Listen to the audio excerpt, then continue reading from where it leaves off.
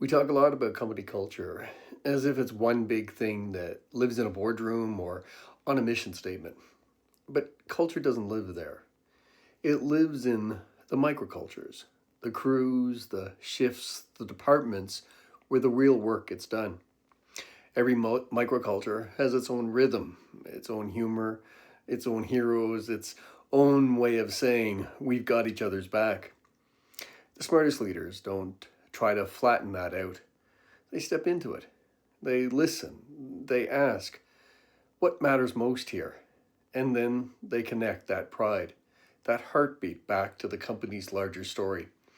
Because when every crew feels seen, when every crew feels that they're a part of things and they're honored instead of managed, that's when culture takes root. Not from the top down, but from the inside out.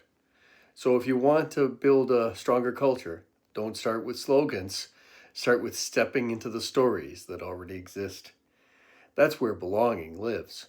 That's where culture breathes.